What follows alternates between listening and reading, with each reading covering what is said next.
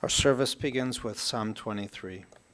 Mizmor LeDavid, Adonai ro'i lo echzar, binodesh hayar bitzeni, al mei menuchot yinahaleni, nafshi yeshovev yancheni b'mag le'tzedek leman shemo, gam ki elech beget samavet lo irara ki ata imadi. Shiftecha umishantecha hema yanachemuni, taroch lefanai shocha neged sorarai dishanta vashem roshi kosir vaya. Achtov v'chesed yirdafuni kol yemei chayai, v'shafti b'veit Adonai le'orech yamim. Feel free to join me in Psalm 23 in the English. The Lord is my shepherd, I shall not want. He makes me to lie down in green pastures. He leads me beside the still waters. He restoreth my soul. He guides me in straight paths for his name's sake. Yea, though I walk through the valley of the shadow of death, I fear no evil, for thou art with me. Thy rod and thy staff, they comfort me. Thou preparest a table before me in the presence of mine enemies. Thou hast anointed my head with oil, my cup runneth over. Surely goodness and mercy shall follow me all the days of my life, and I shall dwell in the house of the Lord forever. L'kol zaman ve'et l'kol chefetz tachat hashemayim, et laledet ve'et lamut. A season is set for everything, a time for every experience under heaven. A time for planting and a time for reaping, a time for loving and a time for hating, a time for laughing and a time for weeping, a time for dancing and a time for wailing, a time for birthing and a time for dying, a time for speaking and a time for silence, a time for seeking and a time for losing. Today is a very difficult day because we all have lost a true mensch, a gentle man, a wonderful man. And today we are going to say goodbye with incredible reminiscences of love, sharing all of our memories of our beloved Jushua Wiesel, a loving son, brother, husband, Abba, a father, Saba, a grandfather, a builder, and a friend. Every single year we read the Torah, and we rejoice at its end, even though the final section of the Torah details the death of Moses, our leader. Upon its completion, we joyously return to the beginning and start to read the Torah from its opening. Judaism teaches that our lives are like a book. Our actions and words are recorded. This week, Joshua's book was finished, unexpected and sudden, the family gathering by his bedside for those last precious days with him. The rabbis imagine Moses crying while writing the final chapters of the Torah, telling of his own death. And so it is for us today. Though Joshua's book is sealed with our tears, we have to rejoice, for we have the opportunity to share all of the greatness that Joshua was. His life story is filled with blessings and love, an adoring wife, children and grandchildren, a builder of homes, crafting, designing, building, constructing, not houses, but homes filled with love and family. Josh has departed from this world at the age of 83 with a good name, and he is now at peace. Josh leaves behind in mourning his beloved wife, his partner, his best friend of more than 59 years, Penina, his girls, Leora and Talia, Leora's husband, his son-in-law, who became like his own son, Herb, and the apples of his eye, his grandchildren, Max, Harley, Sophie, and Sadie, his sisters, Zelda and Larry, and many adoring nieces and nephews. Josh now joins his beloved son, Ronnie, who was taken from this world and this family way too young, reunited once again in heaven. He also joins his parents of blessed memory, Teresa and Ephraim, and his siblings, Shaul, Frida, Benny, Sarah, and Penina, joining them all in their eternal home in heaven. The family will share some beautiful reminiscences, and I'd first like to call his daughter, Talia.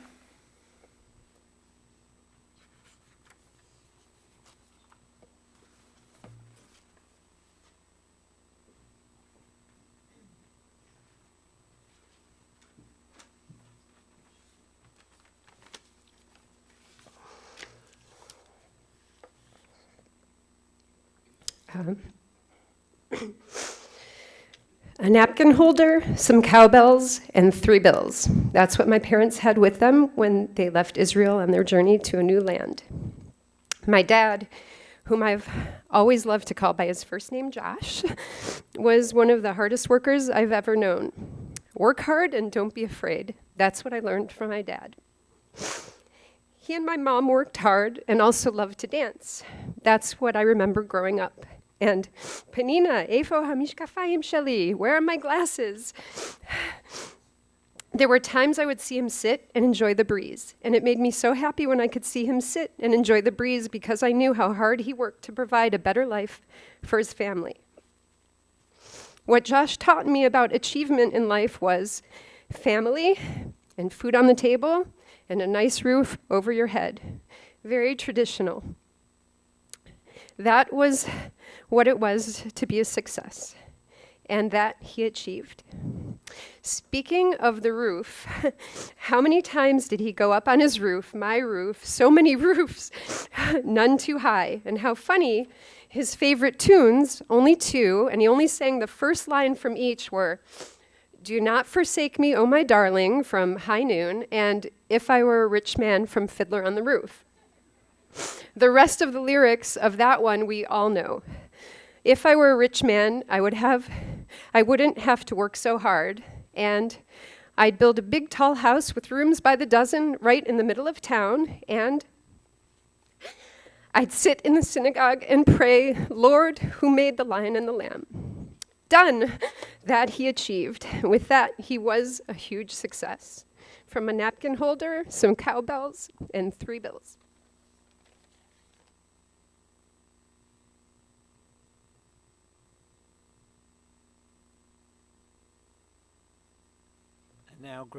And now granddaughter Sadie.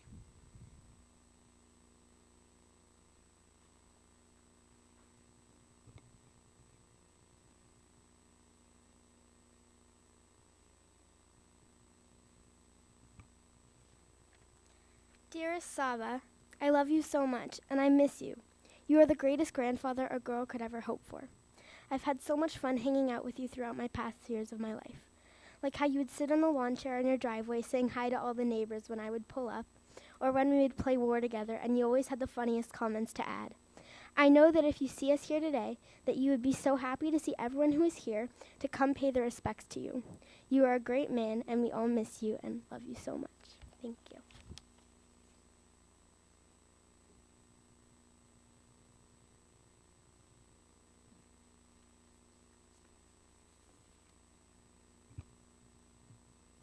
And the final family tribute will be from granddaughters Harley and Sophie.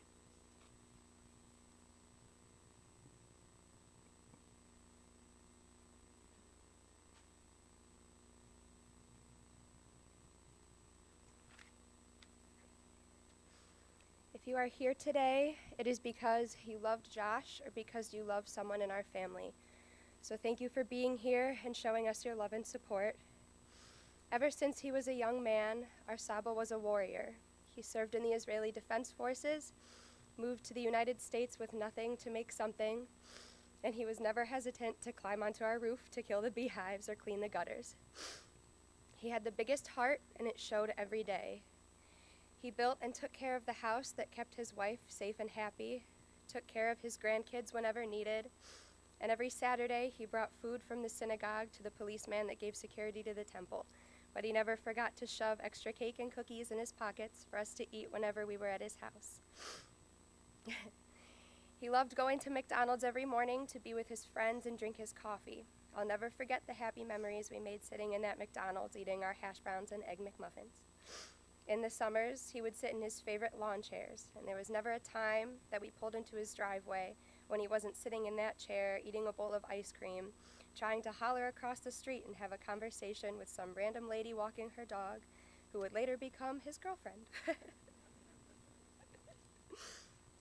He was special because he always spoke his mind. He wanted to interact and make friends with anyone that crossed his path. We knew we had no power in keeping him quiet because he was an incredibly stubborn man, but anyone who knew him knows that that was one of his strongest traits. He had so much pride in thinking he could take on any task without help, and he always impressed us when the task was finished. He was a strong, brave man who shared love with those around him, and that love is something we know will be carried on forever in our hearts. With all that being said, we now have comfort in knowing he's at rest, and no matter where he is, we know he'll continue to take care of us and watch over our family. These words were written by Saba and Safta a couple months ago, and we would like to pass them on to you, hoping that Josh now embodies them, and it's soar high, fly happy, and always be at peace.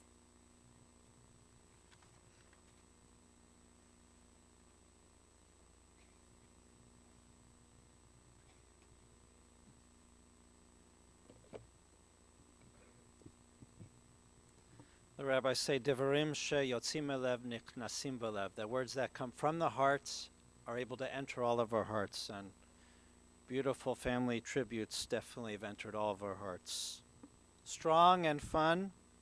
We remember Josh as energetic and lively, full of life, a bit mischievous and sneaky at times. He'd have that little grin, a little twinkle in his eye, showing off that gap in his teeth, and you knew he was up to something.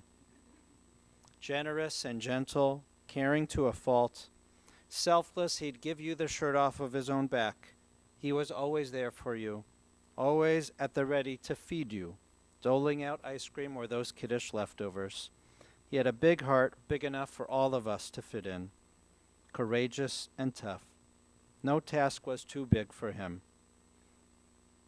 Josh lived with gratitude. He appreciated the good in his life, and he paid it forward, helping out so many of us.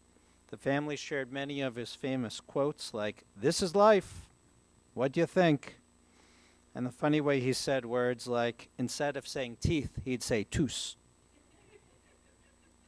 He was a simple man, content just sitting in his lawn chair, as the kids said. But he liked to be in charge. He loved to be needed, and he loved to eat. Proud, but yet humble, proud of his family, but never bragging. He was resourceful, resilient, a bit of a rebel, who truly lived for one thing and one thing alone, his family.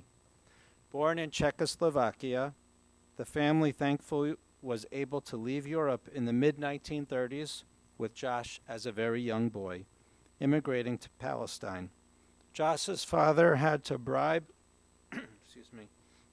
He had to bribe the British officers on the deck of his ship, and the family ended up settling in Tel Aviv in the Florentine neighborhood, where his father started a butcher shop. And as a boy, Josh would clean the shop and soon learn how to devein the meat. Josh was always so close with family. It was in Israel where Josh, then 21, met a 16-and-a-half-year-old Penina, who was working in an office, making enough money to pay for her high school. A girlfriend she met at work led to the connection. The relationship grew as Josh served in the army and worked. They were married, living with Josh's parents, and then began their move to the States with sister Zelda, first to Canada and then here, following Josh's other siblings who already lived in Cleveland. Josh and Penina had a true love story. As we heard, they left to go out dancing every single Saturday night. Together they built a business, P&J Builders, and a family. Josh was a carpenter for 15 years and decided to go to night school to learn how to read plans. Soon the Slamovitzes bought some land in Beechwood, and Josh and Penina bought a lot from them, but it just sat there. Every single day, Josh and Penina would drive by the lot and visit it. When Josh turned 40, Steve told him, "Build a house, I'll help you." And he did. Josh's carpenter friends joined him every weekend, and Josh built his first house, which quickly sold. And so began his career as a home builder. He was smart and creative, a gifted builder and artist. He could make an office from dead space. He could measure by eye. Just by looking, he could tell that a door frame wasn't right. He didn't need calculators, computers, or any other tools. He was truly a custom home builder, all throughout the east side suburbs from Beechwood to Solon, known for his high-quality houses, his incredible customer service. His clients became friends for life. He was incredibly resourceful and did so much of the work himself. When Penina started teaching on the weekends, in addition to his work, Josh would take the kids for the weekend, including babies, down to University Circle, to the museums, and when Penina started to go to night school, it was Josh who gave the kids dinner, gave them their baths, and put them to bed. When he started building houses, he also let the kids participate, always taking them to the jobs, explaining what he was doing, what tools he was using, and why. Sometimes before the wallpaper was hung and the flooring installed, he'd give the kids chalk and crayons and let them decorate the walls and the floors. He loved when he had days with the kids and also the nieces and nephews, taking you to the amusement park, to Euclid Beach, the Amish country, or Niagara Falls. And he loved that the home basement was the gathering place for the kids and all their friends. He was an incredible father, as you already heard. I'm told that when Ronnie was a baby, he'd lick Josh all over. Talia loved going down to the basement so Dad could teach you how to use all those tools. He taught Leora how to cut the grass and make designs and patterns in the lawn. Whenever you needed help at the drop of a hat, Dad was there. He taught all of you to be responsible and independent. Talia, you told me that if something didn't go right, he'd tell you, don't worry, it's going to be all right, and work out. He always told you just what you needed to hear. Leora, you told me that you had mental telepathy with Dad, or some sort of ESP. You could sense what the other was thinking, and you knew especially when he was being mischievous. You caught that look for the first time. You remember him flying kites with you when you were little, taking you to feed the ducks, driving you to school in the mornings. Abba loved being needed. Herb, you shared with me that Josh always looked out for you and the family. He never asked anything of you, never meddled. He put family first above else, and since you're in the business, you said he built a very good house. You had a special relationship, I know. Herb, you told me that just on Father's Day, you had a special home project you needed, fixing up the deck, so you asked your father-in-law, I'd say father-in-love, Josh, to help you. As you told me, you asked Josh to help you, and the next thing you knew, you were helping Josh. He took charge of the operation. He loved being needed. When Leora and Herb got married, they started looking for houses, looking for fixer-uppers. But Josh kept saying, get a new house, get a new house. So about 6 months after the wedding, when you were still searching, Dad happened to break ground on a new house project. And he kept taking Leora there and showing her all the cabinets and the walls and having her pick out what she thought was best for the project. Well, little did you know, lo and behold, not much later, Dad surprised you with the house. And nearly 30 years later, you still have no issues with the craftsmanship and artistry of that house. We know that he loved visiting Talia and Sadie in California, and all he would say is, Oi de breeze. He was simply known as Saba, Hebrew for grandfather. He loved the grandkids so much, you were his iPad technical consultants, helping him keep up with the Facebook. There was always something to do when you were with Saba, and it usually involved eating many times. He was never a material person, but he loved to spoil the grandkids, taking them to Toys R Us. He'd say, don't tell your mother. Sadie loved her visits to Cleveland. Saba had his routine, putting together the train tracks, putting the animals on the railroad cars, taking the locomotive apart and showing you how it worked. But he could never get your name right. He usually called you Zadie, not Sadie. And he'd give you a giant bag of candy when you'd leave for a visit. All the grandkids agree that Saba always appreciated being with you with quality time. He was a hero. I'm told that he once rescued Max from a pack of dogs. Or maybe just one. He was a grandpa who changed diapers and was always doing things with the grandkids. Josh was funny and fun. He could never remember anyone's name, though. He'd say, you know, that one, the one with the hair. And then when you'd actually say the name of the person, he'd look at you, shrug his shoulders, and say, maybe. He loved talking politics. He knew how to give you a little jab and to make you laugh. He had his Thursday night card game in the basement with a card table that he built himself, that big plywood circle with the laminate top and the metal legs. One time, Talia tried to replace it with a new card table from Costco with all the fixings, as you say, but Josh made her return it because he loved that little old table that he made, his own creation. I know that at our shul, at B'nai Yeshurun, Josh was beloved. He made so many friends. We loved his smile, his devotion to the shul, his jokes, his ruach, his spirit. And it's really hard to believe that he's gone. So unexpected.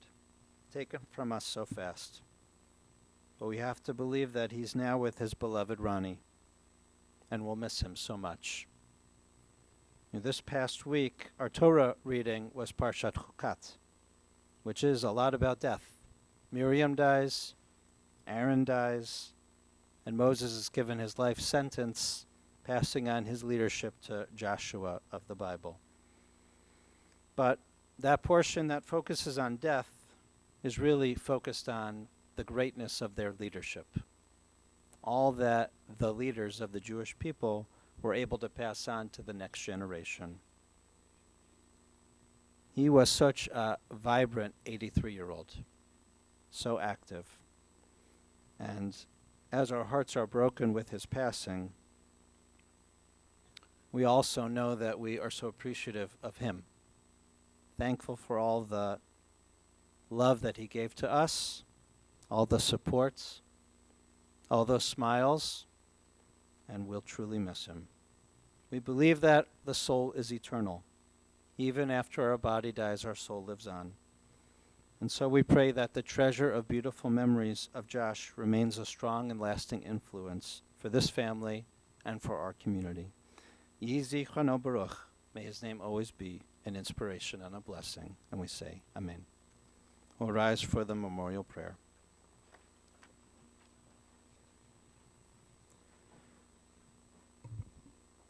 El Mare Rachamim Shochen Bamromim Hametzei Menucha Nechona Tachat Kanfei HaShechina Bemalot Kedoshim Utorim Kezorak Yamasirim Et Nishmat Yoshua ben Ephraim v'Tereza Shalak L'olamo Began Eden Temenuchato Anna barachamim, astire besetek nefak li'olamim, utzor b'tzorchem en nishmato.